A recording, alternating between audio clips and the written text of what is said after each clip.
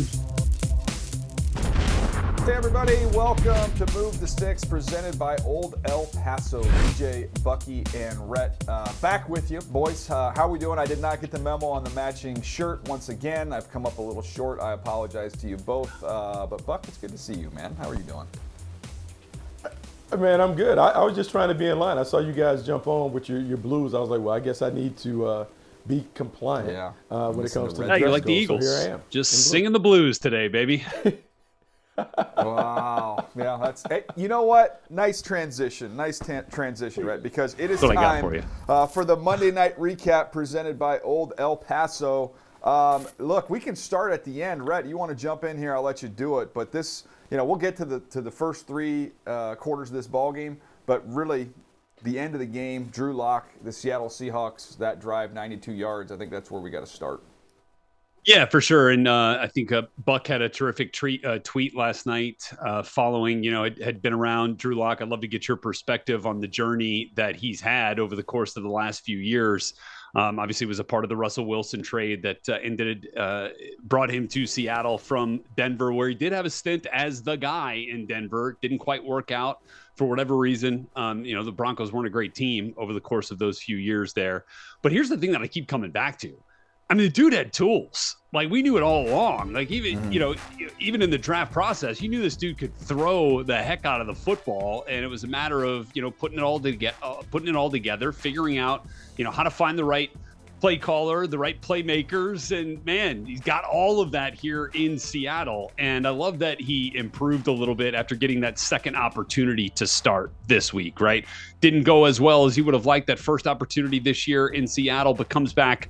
And this week, man, I love these redemption stories. And for whatever reason, it feels like Seattle is the home to all the NFL's reclamation projects at quarterback right now, right? It was Geno Smith first, and now Drew Lock. I love these stories. It was a great interview by Lisa Salters, kind of digging into the emotions that Drew Lock was feeling. I think we love those stories about the NFL. And yeah, I mean, like, when given the opportunity, he took his opportunity to grow, right? And then using that growth, found a way to execute using the tools that we've always known he's had, Buck. Yeah, no, Red, I think it's a fascinating story. And I think the Seattle Seahawks might be onto something at the quarterback position when it comes to their reclamation projects. First, the success they had with Geno Smith. Then you look at the growth that Drew Lock has experienced. That might be the secret sauce for them going forward, because maybe you're able to take talented quarterbacks on the cheap who didn't succeed in their first environment, but you bring them in there and you're able to kind of get a bargain player that has a lot of upside. For Drew Lock, for me, like, look, this is personal. Like, having met the kid when he was 17, he was a two-sport player, great basketball player in high school. So he hadn't really fully gone all the way in at quarterback, and to watch him continue to develop through the ups and downs, and to talk to him in the preseason. And he talked about his life being settled. He talked about being newly married and having a kid on the way, and he had just maturity about him. I think that post-game interview allowed us to see all of the growth that he's experienced. And when you kind of take care of business off the field, naturally the next progression is to take care of business on the field. And I think we're beginning to see that from Drew Lock. Yeah, I went back and looked through the notes, guys, coming into the draft. He was my 25th player. He was the 42nd pick. Buck mentioned it. He was a big-time hoop star. And the first note that I have here is there are big-time throws. He can really drive the ball. The issues came where he forced the ball. He fell off throws, like mechanically, footwork-wise. He was just a little bit sloppy. So the grade that I gave him, and Buck, you'll be familiar with this, I gave him a 6.5 D. The D stands for development. Mm-hmm. He needed time. Of guys that come into the league, some, you're ready. He could start right away. I thought he would benefit from a lot of time. Now, he got into the lineup relatively early in his career there in Denver. I remember one game against the Chargers, having been there late in the season, where he led a comeback and they ended up winning the ball game late. He's shown, I think this is like his third time that he's had a late drive to win a ball game. So he's shown some poise and some clutch to his game there. So good for him getting his opportunity. We'll see what that means for his future. He at least opened some eyeballs that he'll get an opportunity to be a starter in this league again at some point in time. But I do want to flip it over to the Eagles side of things. And Buck, I'll get this to you. The last drive of the game, I went back and watched it, and was watching all 22. And early on, in that drive, they got some inside pressure. I think Fletcher Cox had a pressure. Jalen Carter had a pressure. I think Sweat was able to get a little bit of pressure off the edge on one of them. But to me, this was about back foot throws. Like, they aren't married up in terms of challenging receivers, and you should not be able to uncover like they were able to uncover in that situation. In other words, and I think Collinsworth even said it on the broadcast, DK catches that slant on the run, he might score. It might have been a 70-yard touchdown or wherever they were on the field at that point in time, but it was low. He went down and got it and made a catch. And then to get one-on-ones and have the ball go over your head twice, the big one to DK Metcalf and then the touchdown to Bradbury, you can speak to that as somebody who's played the position situationally. How in the world do you let somebody get beyond you twice when they have 92 yards to march for a score? That doesn't make any sense to me. So I'm going to say this because I think that last drive kind of masked what I felt like was a nice debut performance for Matt Patricia as the defensive play caller. Matt Patricia comes over from New England, was just kind of like an analyst, just kind of helping. They made the move. Sean Desai is kind of booted and casted a new role. Matt Patricia takes over as the play caller. So you saw more of the New England Patriots stuff, more man-to-man. But what they were doing, they were playing man-to-man from off as opposed to pressing and challenging. Now it makes sense. Darius Slay's out. James Bradbury becomes the new number one. He's playing off, and he is more of a zone corner than a man corner. And what you saw on those back-to-back big plays that he gave up, one, didn't backpedal, didn't challenge DK Metcalf, he runs by him. He then is lined up on JSN. Same situation, Drew Lock sees and identifies the coverage is going to be one-on-one. He says, I'm throwing you the pill, I'm going to throw it up. Bradbury didn't backpedal. Yeah. And so you would think that a veteran who has been in this league as long as he has would utilize some of the basic fundamentals to put himself in a position to win the down, and he didn't. Look, it's poor execution, but I can't fault Matt Patricia for the plan because the plan allowed them to play much better defense than we have seen of late. Yeah, I mean, I think if you just look at the numbers overall in this game, I mean, they only give up 297 yards of total offense. I mean, Drew Lock really came alive, for sure on that last drive, but I mean, only threw the ball for 208 yards. They kept Kenneth Walker under 100, although he did average about 4.5 a pop. Like, overall, pretty solid day for an NFL defense. I think you just kind of come back to, for me, we expect more out of the Eagles offense. And I know Jalen Hurts is, battling the illness and battling, not practicing a bunch, this week because of it. But, when he wasn't running the football, it just didn't look right. And credit to Julian Love, who had a terrific game. Obviously had the terrific interception to end the game, but then also had the one that stopped a potential scoring opportunity that Jalen threw deep into the end zone, but it was a little bit underthrown, allowed Love to go up and make a play on it and stop the scoring opportunity there. I've come to expect a little bit more, out of this Philly defense, or rather this Philly offense. I mean, and if your defense gives up, 20 points, you got to feel like this offense with the talent that it has, DJ, it should be capable of finding a way to win.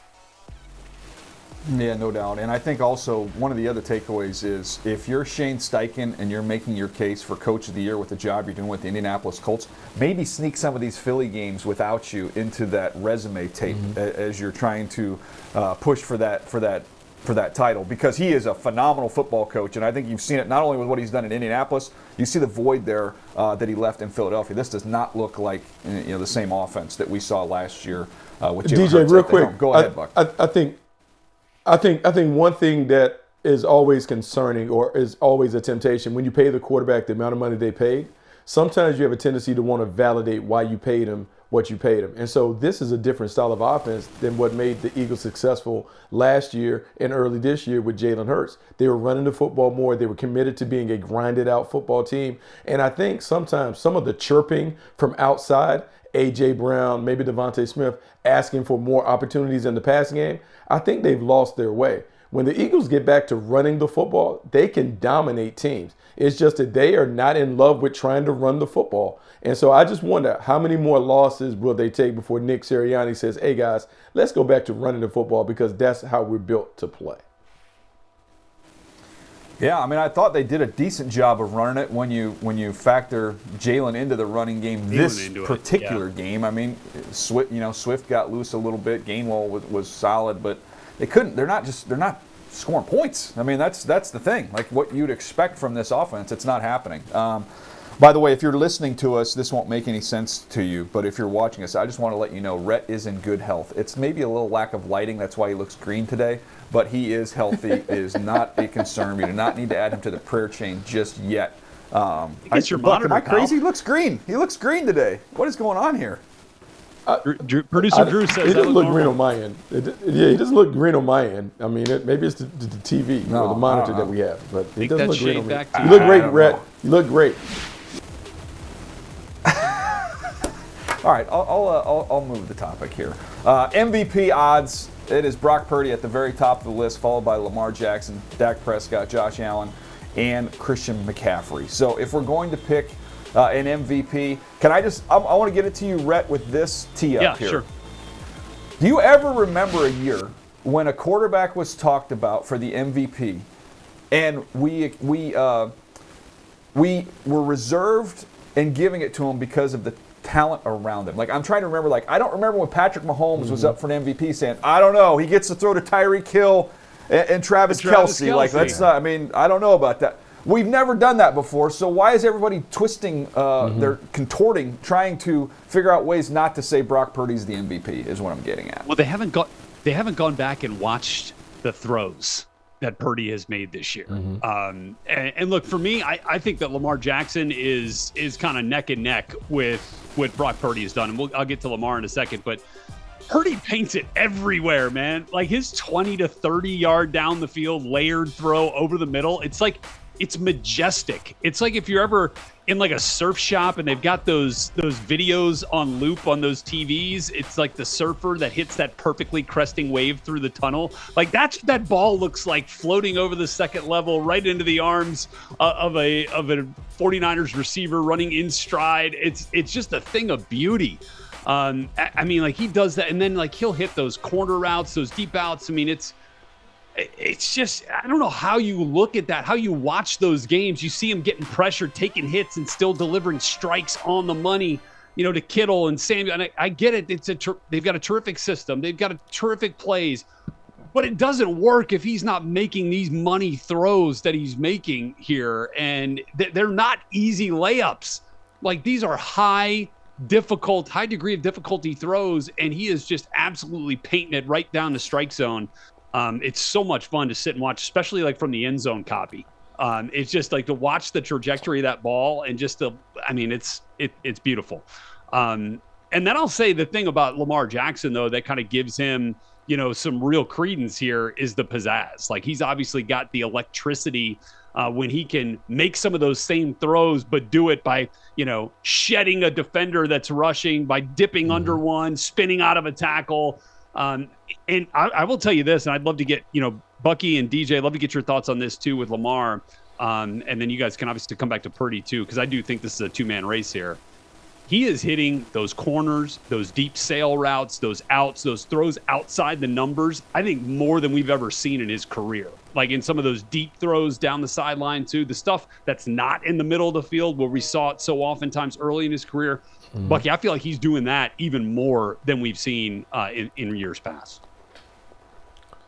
Yeah, I think this is a fascinating case study for both quarterbacks in the MVP discussion, Brock Purdy and Lamar Jackson respectively, because I think the biggest thing surrounding both of their candidacies is how we perceive them to be coming into the draft. So many of us that kind of do what we do when we talk about analyzing draft prospects, and then the outside world where we have this casual draft subculture where we talk about what prospects are going to be at the next level. We can't get past what those grades were when those guys were in college. And so you talk about Lamar Jackson, who many didn't think would be a franchise quarterback because stylistically he was different than the traditional quarterback. And it's hard to kind of like give him credit for being a little different than we thought he would be at the next level. And so because some of us are so married to our grades, we kind of want him to come back to how we viewed him prior to entering the league. And I think a lot of it really falls on Brock Purdy too, because Brock Purdy was taken in the 7th round, the last pick, Mr. Irrelevant. How can he be a franchise quarterback? That's why we're hearing these outside conversations, game manager versus game changer, which I would say is a take on our truck versus trailers. You can't figure out how to properly categorize Brock Purdy because, yes, the stuff around him is great, but he doesn't appear to be pulling it. But then if that was the case, when other quarterbacks were running that offense, they would have had success he would have been the MVP. running like Brock, and that's not the case. Right. So we need to give him his due for being, look, a perfect fit in that offense. And people don't like to talk about system quarterbacks or whatever, but the best players thrive in the systems that they play in. And that is what Brock Purdy does. So he should be the MVP based on how well he's performed and how that offense looks when he's under center. Yeah, I'll wrap up the topic here. I do. I think that Brock Purdy should be the MVP. I'm glad you mentioned Lamar Jackson. Christian McCaffrey's going to get a lot of love for the season that he's had. Tyreek Hill, even having missed a game, is still going to get a chance to run down 2,000 yards or get close to it. Good candidates. To me, Brock Purdy's the winner, and Lamar Jackson should be the runner-up because think about this one stat here. 18 drop passes by Ravens receivers this year. 18. If you catch some of those balls, I know the Pittsburgh game specifically, that's at least one more win in your column. Now we're talking about the Ravens as the best team in not only their conference but in football, and he's the quarterback of the best team. I think that would have changed the narrative a little bit around that, and you'd have even some more love for Lamar Jackson. Nothing you can do about it. When you put the ball right on guys and they don't catch it, it is what it is. But I think those are the two guys as we come down the stretch here. And the great thing is we get to see them play each other. So that'll be fascinating to see what that looks like when they're sharing the same field. All right, let's take a quick break. When we come back, we are going to jump into the rookie draft. We'll do this each and every week.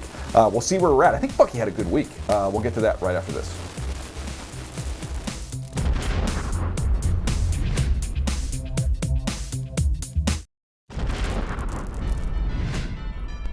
The Holiday Classic is back on NFL Network. This Christmas Eve, watch a special Sunday night of primetime football as the Patriots and the Broncos light up the night.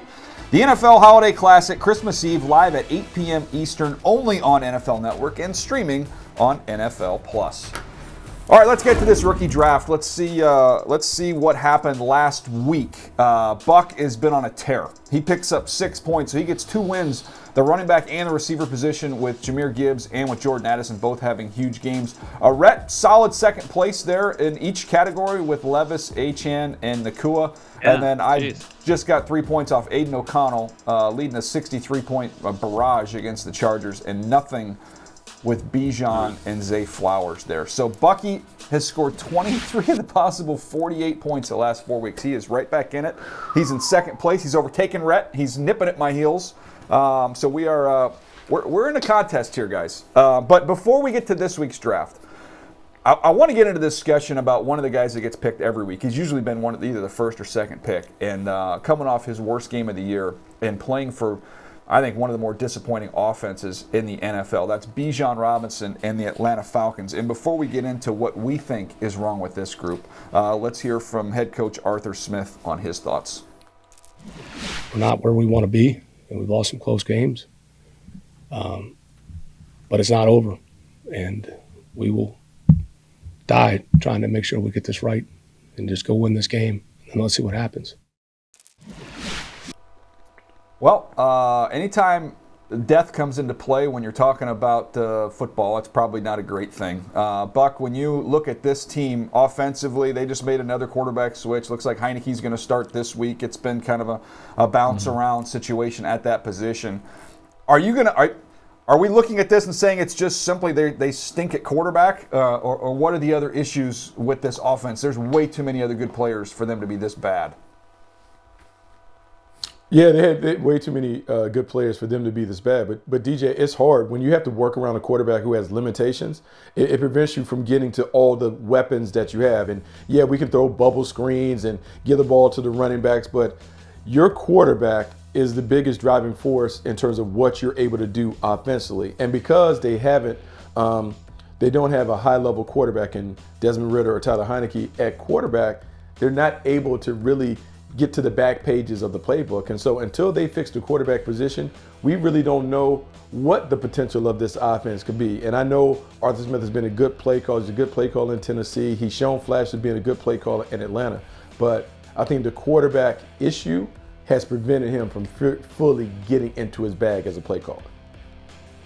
Yeah, man, I would like to think that too, right? I mean, and because you look at Bijan Robinson, Drake London, Kyle Pitts, 15 total touches for less than 75 total yards. Tyler Algier had more touches than Bijan, London, and Pitts combined. Now, Tyler Algier is a good player. Like, he played well last year, and that's fine. But I think, so if we're not going to use Bijan that way, then like, why did you spend the top 10 pick on it, I guess, is part of the issue. And when you go back and look at it, I mean, Bijan had ripped a 10-yard run, first carry of the game. And you're like, all right, off and running. Well, his next, 4 carries went for a loss, and then fumbled on either his last carry or second to last carry. And so you're just like, golly, man, it's hard to get that thing off the ground. They're getting pushed back, DJ. That offensive line, which is almost entirely, if I'm not mistaken, homegrown draft picks from Atlanta, they can't get any push. And so I think it's hard sometimes to keep feeding that to Bijan when he wants to break one loose and you're having to exercise all that patience, and it's just not happening. I think it's a collective issue, not just playmaker, not just quarterback, but I think you got to look at the offensive line too. Yeah, there's no room. I went back and watched all those runs for the last 2 weeks, and I'm sitting there watching this going, I don't know what you want him to do. I mean, you can see him getting frustrated, and sometimes I was looking for it, through the prism of, okay, sometimes young backs, even talented ones, are home run happy, right? So they're not taking the 3 and the 4s. Yeah. They're always hunting. Yeah, they're hunting the 40s and 50s. Yeah, Saquon Barkley is a good example of that. I didn't see that with Bijan Robinson. I saw guys get knocked back. I saw just a lack of space, and there's nothing really there for him. But you go back and look at the numbers, guys. Last year, 159 yards, almost 160 on the ground per game. This year, they're at 126. Last year, they averaged 21.5 points per game. This year, they're at 18.4 points per game. It's interesting when you look at it, and you can put the majority of the blame to me on the quarterback position. They've got to get better there. That's priority number one. They've got to solve that position going into next year. That's obvious, right? But they've also got to put together, personnel that matches kind of what they're doing and be able to feature these guys, because they have real players, and they've got to have something that fits better. It just is disjointed when you watch it. Doesn't really build off of each other. You got an offensive line that to me is more of a finesse offensive line, that you're trying to see them knock guys off the ball, which they do not do. They've got some issues there with the Atlanta Falcons. Buck, the other side of this, and I want to get to this real quick before we get to the draft. I know we got to keep going here, but when we've talked about running backs in the past, and we've been doing it for a decade, we have said we're not anti-drafting a running back high in the draft, but what we've said is don't waste a running back's carries. In other words, have a finished team and then be able to drop the running back in so that all of his carries matter. Christian McCaffrey, great example. He goes to the 49ers. They're a finished team. Drop him in there. He's in the MVP list. We just talked about him as a top 5 MVP candidate. But it wouldn't make as much sense for Christian McCaffrey to be on a bad football team. So I don't know. Maybe they thought they were more complete than they were when they took Bijan Robinson. But clearly right now you're looking at a team that maybe should have gone in another direction, even knowing that this was one of the best players in the entire draft. Yeah, well, I mean, look, I think they obviously were fooled by last year's success running the football. Remember, this team ran the football on everybody.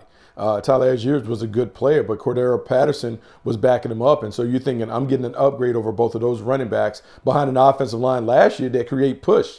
So something has changed this year in terms of the personality and the effectiveness and the execution up front that has prevented them from being that physical team that Arthur Smith envisions.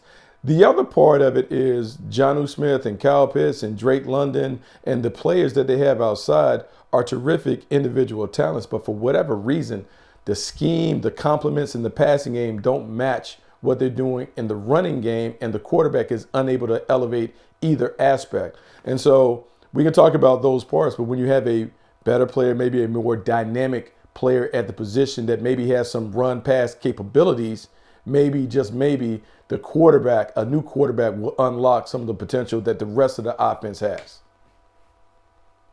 Yeah, and I'm going back through and looking at some of these previous drafts. Look, they take Drake London. The quarterback in that draft was Kenny Pickett, and the way Kenny Pickett's kind of been up and down, you can look at that and say, okay, well, I don't fault him for that, making that decision and bypassing Kenny Pickett. You go back to 2021, they took Kyle Pitts, and then, that was the one where they got a lot of criticism because you had Justin Fields there who would have been, hometown guy. But Justin Fields in a position where his team might be moving on from him as well. So, whether or not they had a chance to try and get aggressive and try and make, Lamar Jackson happen, or trading for some veteran, being bold and aggressive in some other area. I don't know what opportunities really presented themselves there. We may never know. But I know one thing.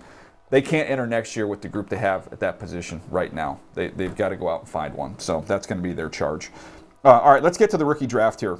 This week, Buck, you are up first. You've been kicking butt. You're closing the gap here. You're up first, followed by Rhett, and then I'll bat in the 3-hole today. So go ahead, man. You're up.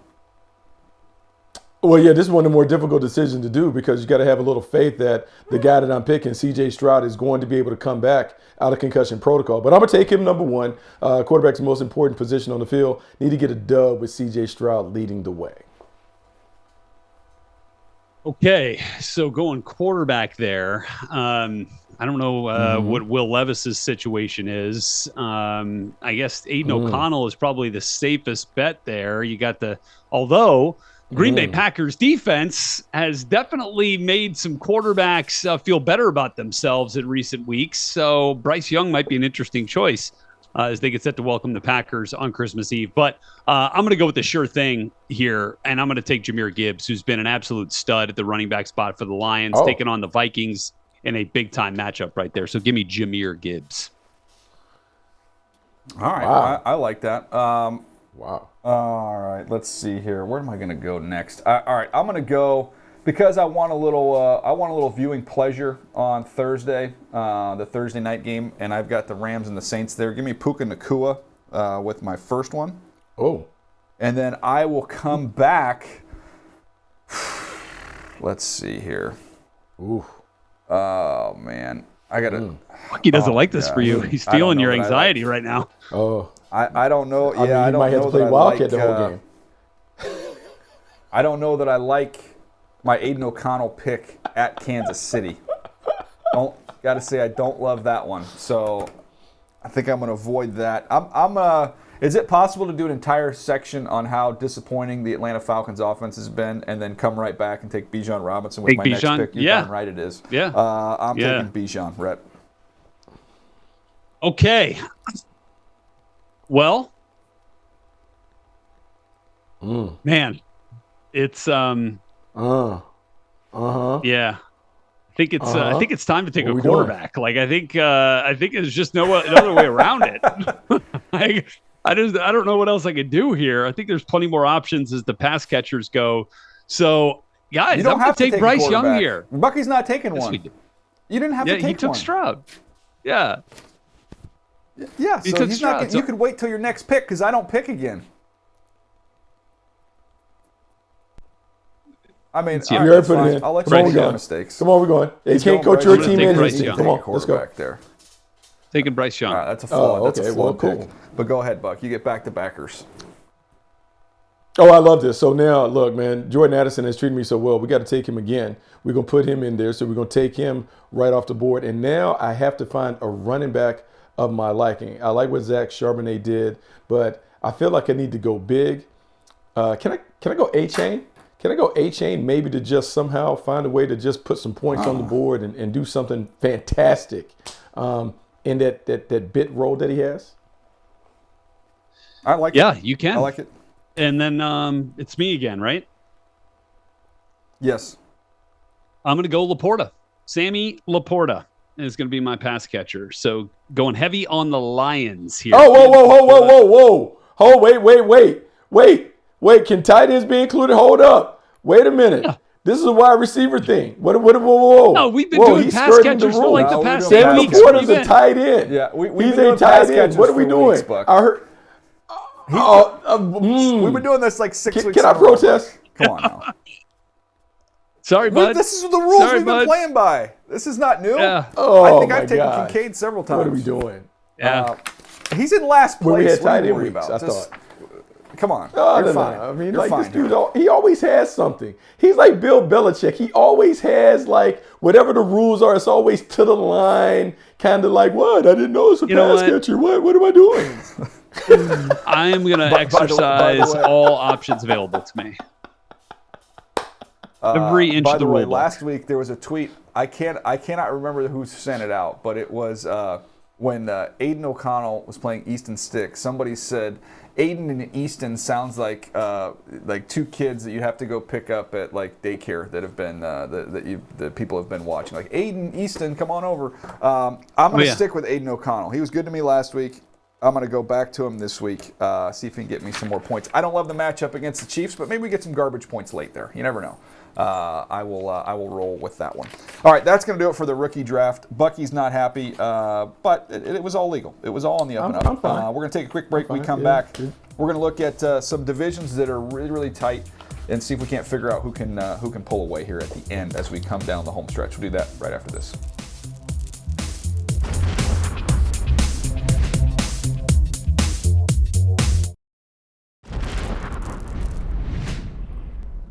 Hey everybody, DJ Bucky Rhett here on Move the Sticks, and we are going to take a little time right now to look at three, I will say, snug divisions, where it's all coming down to the end here with 3 weeks left to go.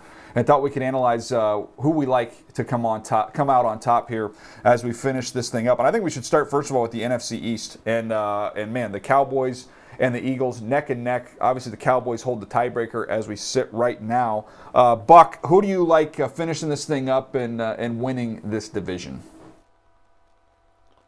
It's tough because the Cowboys are a team that, look, they dominate the little lightweights and cupcakes, but they have a tough time when they have to deal with someone that's a heavyweight contender. Meanwhile, the Eagles are floundering. I'm going to go with the Philadelphia Eagles to finish out on top. Even though they're struggling right now, I believe they kind of find their way. I'm a big believer in the quarterback, Jalen Hurts. I think he, in some of his post-game comments when he talked about needing more commitment from some of the guys, I think they have this meeting of the minds where they come together and they get on the same page. All is not bleak, even though they're in the midst of a 3-game losing streak. They get it back on track and they finish strong. Didn't love seeing, obviously, what we saw from the Cowboys in Orchard Park, New York, against the Bills this last week. I mean, that defense getting run on that way was something that felt like we haven't seen since, that 49ers debacle, back earlier in the season.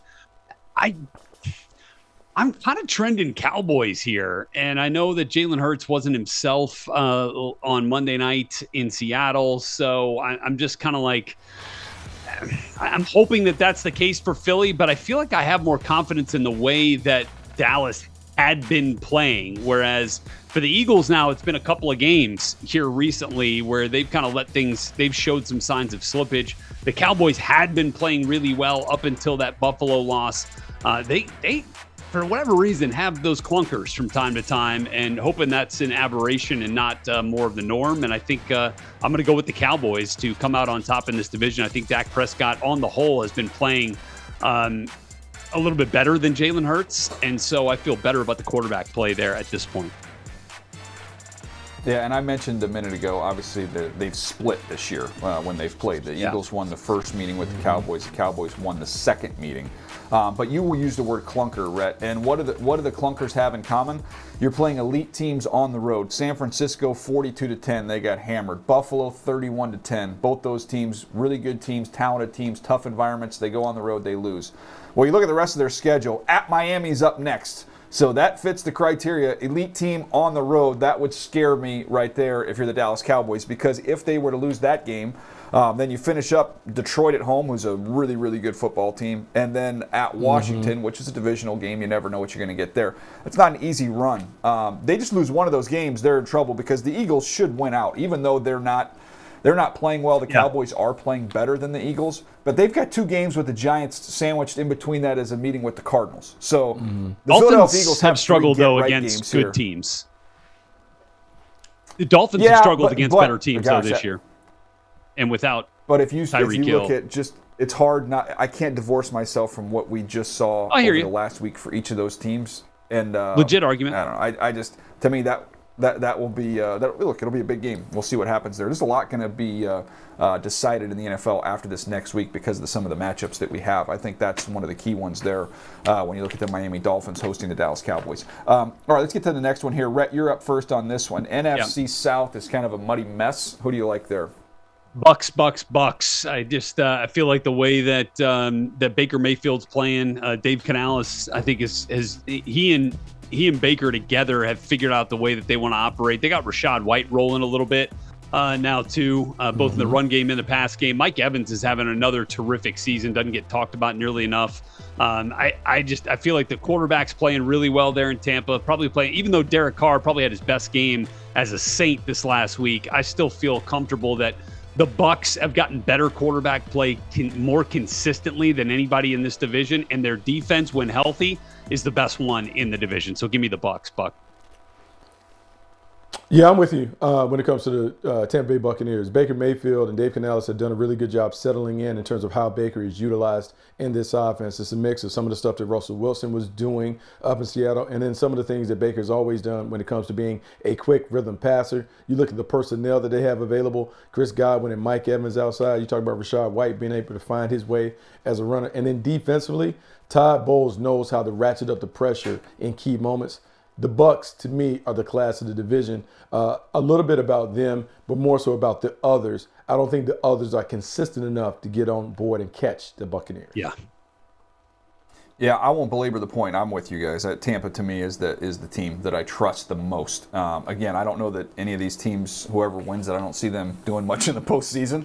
But for Tampa, for the changes that they've underwent over the last couple of years, for them to be in position to go win this division and really finding something here in a resurgence of Baker Mayfield, hat tip to Jason Light and their group. All right, AFC South, I'll start us off there. Indy, to me, is just the one that I trust the most.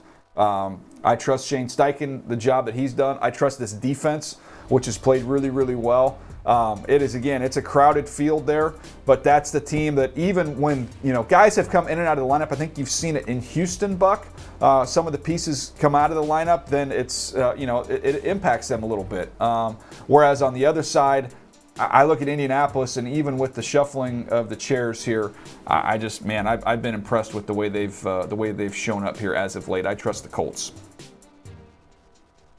Look, I don't blame you for trusting the Colts. They played really well. They've done a really good job of plugging young players in, backup players in, and not skipping a beat. The issue that the Indianapolis Colts run into is the Jaguars hold the tiebreaker over them. And if the Jaguars win 2 or 3, it's going to be their division. I don't think they can catch them. And then when it comes down to it, like we look at the quarterbacks, I'm going to trust that the other quarterbacks, Trevor Lawrence and C.J. Stroud, are going to play better down the stretch than Gardner Minshew. No knock to Gardner Minshew. I just think those guys are better equipped to handle the pressurized environments. So give me the Jags to find a way to kind of get into the tournament as the division winner.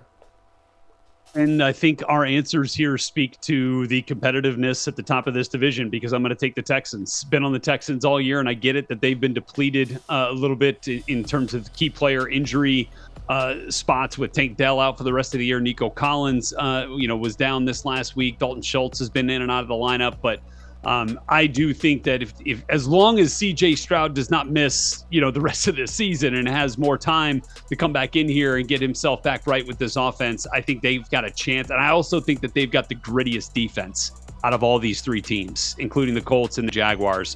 And I know we're gonna get into that a little bit heavier here in a little while, but I think DeMeco Ryans also, has this team. It's 3 really good head coaches, too, when you think about this thing. You talked about Shane Steichen's candidacy for Coach of the Year. DeMeco Ryans should be right up there with the turnaround this Texans team has enjoyed this year, particularly on the defensive side of the ball. And I feel comfortable with where Houston is, as long as C.J. Stroud does not miss significant time down the stretch here. Yeah, I think if Tank Dell was healthy, which sounds crazy for a rookie, that his impact on this team, I think, is pretty significant. Obviously, get C.J. Stroud back, but missing Tank Dell to me is a big deal. But I'm with you. DeMeco Ryans in the mix as the Coach of the Year. Not only has changed what they've done defensively on the field, they found their quarterback of the future, but the whole culture, it just feels totally different than anything we've seen from Houston in quite some time. So quite a story there with DeMeco Ryans and the Houston Texans.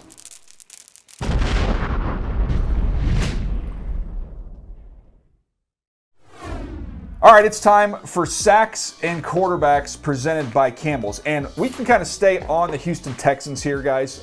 This is a team defensively coming off of a game where they completely shut down Derrick Henry. 20 touches, 10 scrimmage yards. That's the fewest yards by a player with 20-plus touches in how long?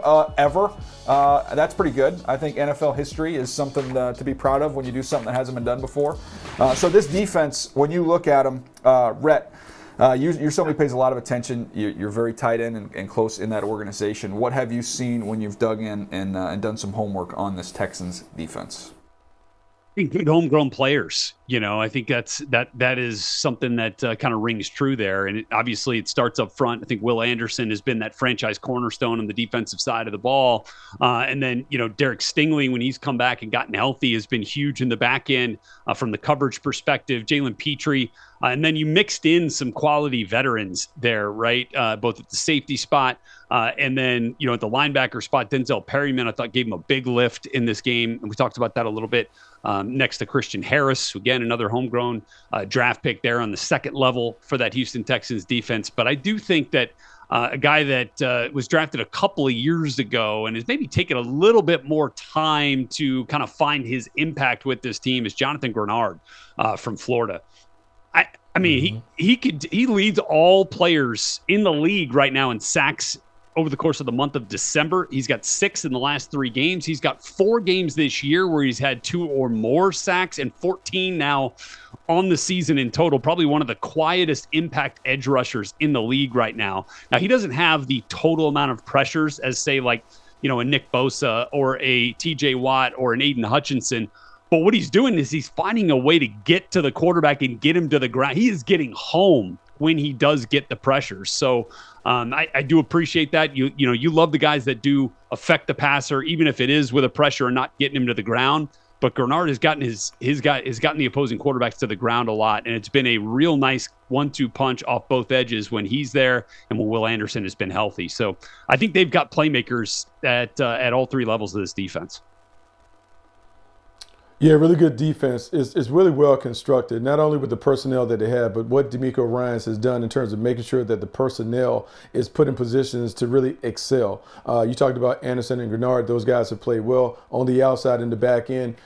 We can talk about Stingley and the job that he's doing, and Jimmy Ward being a nice leader in the middle. But the guy they just recently picked up, Derek Barnett, being able to come in and step in to replace Will Anderson. Maybe not a frontline starter, but another guy that you can throw in the rotation. Physicality, the toughness, the veteran experience. He has really settled kind of like that third rusher situation. This is a good team because they play hard, they're physical, and they understand what they're doing. You don't see them give up just easy plays because they're not on the same page from a communication standpoint. To me, that really illustrates the coaching that DeMeco Ryans has really put in place when it comes to the defense side of the ball. Yeah, I pulled up Greenard's notes here, guys. You guys talking about the year that he's had. Go back through it. Interesting thing with him, he was the 90th pick. He was my 104th player. He was 6'0", 263. He ran 4.87, so he did not run well. I think that probably dinged him a little bit. But played with his hand up and down. He played with get off, so the play speed was good. He can shock and separate, grab, pull. He can slip blocks. He had an 80-yard fumble return touchdown against Vandy. Thought he played really, really hard. Again, I think the testing got him a little bit and caused him to fall. And as Rhett mentioned, sometimes it takes a little time for guys to come together. The other thing I would add, and Buck, I'll kick it back to you on this real quick, but they found a fit. Like a guy like Sheldon Rankins, who knows this scheme and understands how to play an attack front. When you watch their tape and you watch all their pressures and you see the guys, you see Will Anderson doing his thing, Greener's doing his thing. Sheldon Rankins, there's nowhere to go because he's getting so much inside penetration, which I think can even goose some of the numbers for the guys on the outside. Absolutely. I mean, we talk about it, man, just being able to get the perfect fits for the scheme and the way the pieces of the puzzle fit for the Texans has been terrific. I can only imagine how good this team will be when they begin to draft more of their players and kind of plug in some of what they perceive to be their weak areas with guys that are not only great fits, but maybe better players. This team is trending the right way, and I don't think any of us would have thought that the Texans would be the team that we're talking about in this light right now based on what D'Amico Ryan's inherited. Let's take a break. When we come back, we're going to jump into this classic we've got coming up on Christmas Eve. I might be a little loose using the term classic, but we've got the Saints and the Rams. We'll jump into that preview right after this.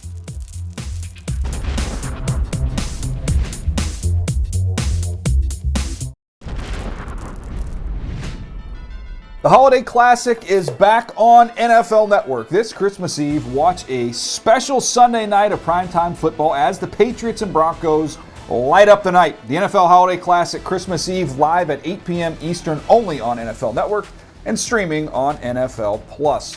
All right, that's going to wrap up the weekend on Sunday night. But to kick things off, we've got a Thursday night matchup, a big one here.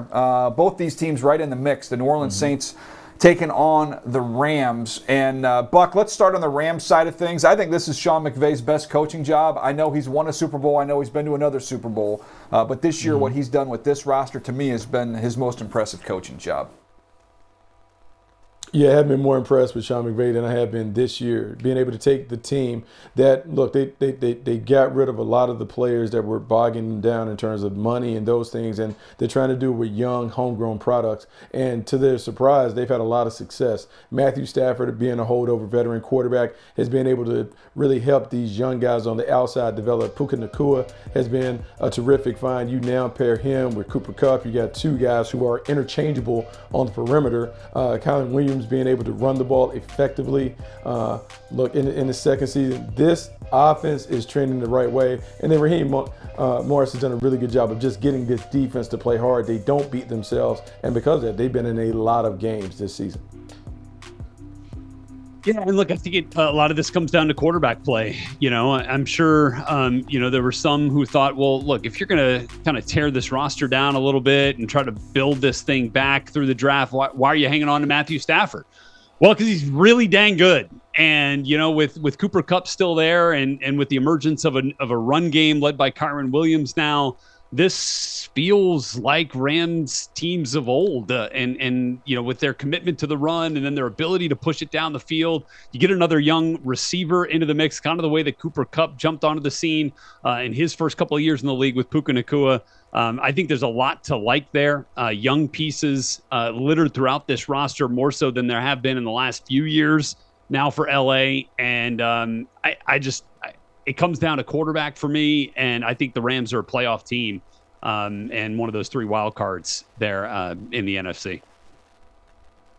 Yeah, it's setting up for one of the more intriguing storylines, which is if the Niners have it clinched in terms of the number one seed going into the last week of the season, but they could keep the Rams from the tournament in that little rivalry that they have right there. It'd be interesting to see who plays and doesn't play if that situation were to present itself. On the Saints side of things, Rhett, I look, they're coming off a couple wins against two terrible teams in Carolina and the Giants. I don't have a lot of confidence here in this group, especially when you factor in short week on the road. Yeah, I get that. And now the one thing that you will say is there's a little bit of feel good going on there in New Orleans with the quarterback spot. Derek Carr played his best game of the season. Again, say what you want about the Giants. I think they're a better defense probably than they have been offensively for the better part of this season outside of the Tommy DeVito magic. But I think that there's still there's some weapons there. Chris Olave, obviously Alvin Kamara. But I just don't know if we've seen it enough consistently to feel good about this team on a week-to-week basis. And that's why we didn't even mention them when we were talking about who's going to win the NFC South. Now, I did not think that they'd be in the wild card hunt the way that they are here in the way that the NFC has transpired in the bottom, 6, 7, 8, 9 spots. But they might. And in that case, this game is huge, really, for both these teams. But I just feel more comfortable, Bucky, right now with the Rams than I do with the Saints. Yeah, I can believe that, and a lot of it has been the up and down nature of their offense, and particularly Derek Carr. Derek Carr plays great one week, not great the next week. There appears to be some internal issues with Derek Carr and his teammates. offensively. And so I hear Dennis Allen. Dennis Allen is all in on his quarterback. And if his quarterback rises to what they think he is, well, yeah, this team will get into the postseason because he'll begin to take over. This, to me, is the first time in a long time that Derek Carr is playing in meaningful games with his reputation at the line. We could talk about this team going to the playoffs or him going to the playoffs with the Raiders a couple seasons ago. But to me, this is the biggest moment for Derek Carr on the stage because we'll see if he is what many people think that he is based on how he's been put in this situation to lead the Saints to another level. Well, they're not going to throw the ball down the field very much. So to me, you got to rally and tackle. If the Rams rally and tackle in this game, they're going to win the ball game. Because, I mean, even last week, talked about that being his best game, Rhett. And he had one completion over 20 yards in that game. So everything's underneath, not a lot of yardage there. So to me, it just comes down to can you tackle Alvin Kamara and company on these underneath throws that you're going to be seeing over and over and over again. That'll be the key to that ball game. All right, this has been a fun one today. I appreciate you guys. We covered a lot of ground. I hope you enjoyed it as much as we did. And we'll be back. We've got episodes each and every day, 5 days a week, including a bonus episode this week. We do appreciate you. Wish you a very happy holidays right here on Move the Sticks.